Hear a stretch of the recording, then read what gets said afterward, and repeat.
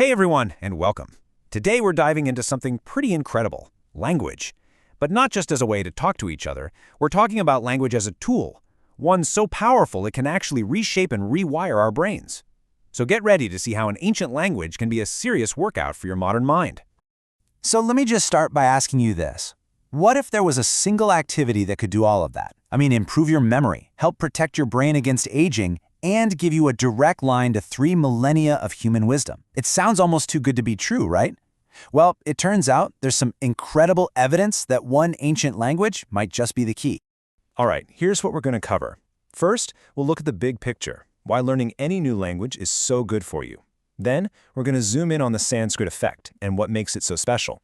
After that, we'll explore the amazing world it unlocks, see who we can help, and wrap up with why it really is a key to the mind. So first things first, why even bother learning a new language in the first place? Well, the answer is fascinating. It's all about how it fundamentally rewires our most important organ, the brain. Think about this for a second. Right now, there are around 7,100 languages spoken across the globe. Each one is a totally unique way of seeing the world, a different kind of cognitive toolkit. And this amazing diversity isn't just some cultural fun fact, it's a huge opportunity for our own personal brain development. And I mean this literally. This is not a metaphor. Scientists at places like the Max Planck Institute have actually watched people's brains change on MRI scans as they learned a new language. The brain's wiring physically transformed. The white matter, which is basically the information superhighway of your brain, it gets stronger, more robust. You're building new connections. This is neuroplasticity in real time, and it makes your brain faster, more efficient, and more resilient.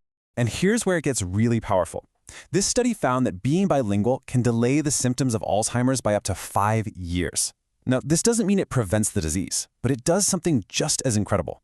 It builds what scientists call a cognitive reserve. Think of it like this. If you have multiple ways to drive home and one road gets blocked, you can just take another. By learning a new language, you're building those alternate routes in your brain, helping it cope with the effects of age.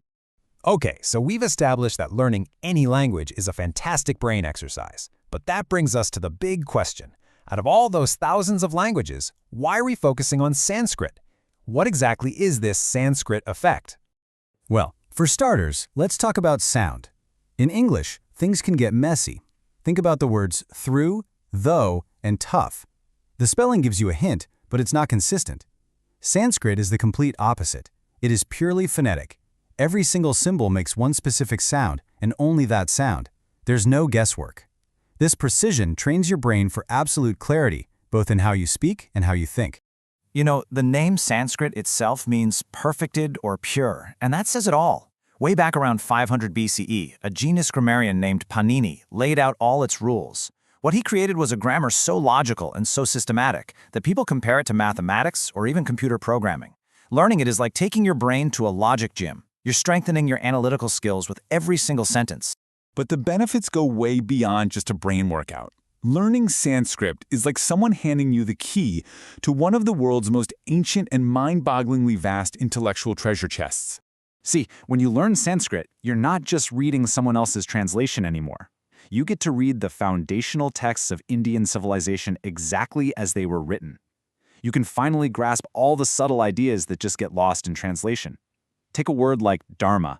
It's often translated as duty, but that's just a tiny piece of it. It's also about cosmic law, righteousness, your own true nature. A single English word just can't hold all of that.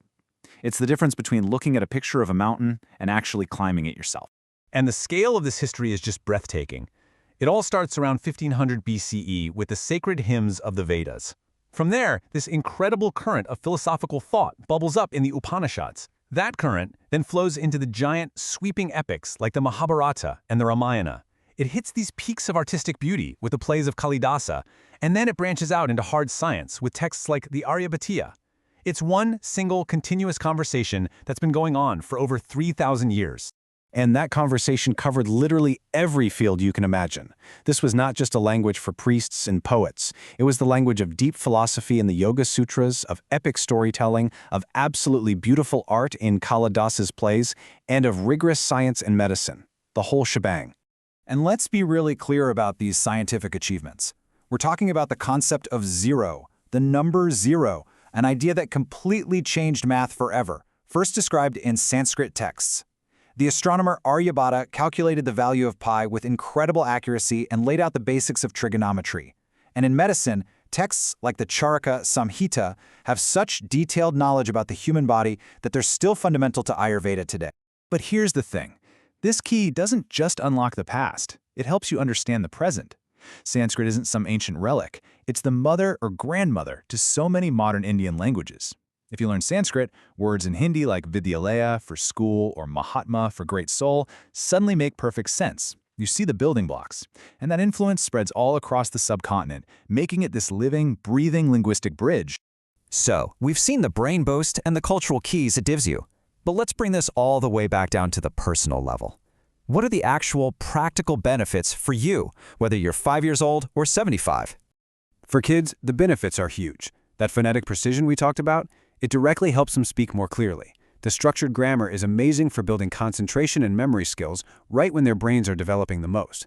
And because so many other languages borrow from Sanskrit, learning its roots gives a child a massive head start on building their vocabulary later on.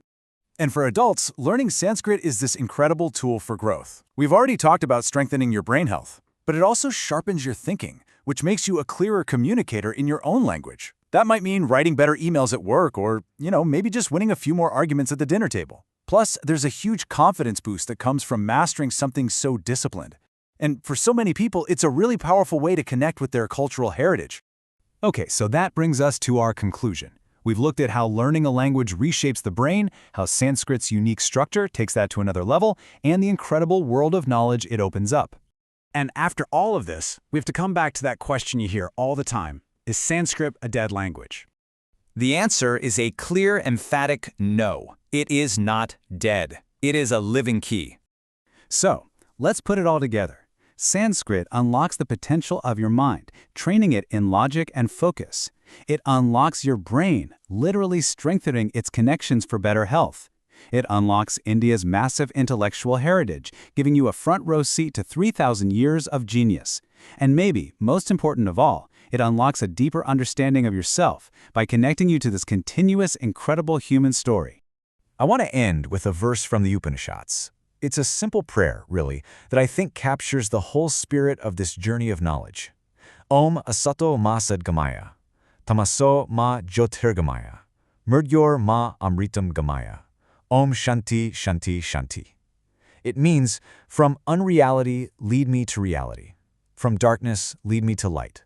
From death, lead me to immortality. Om, peace, peace, peace.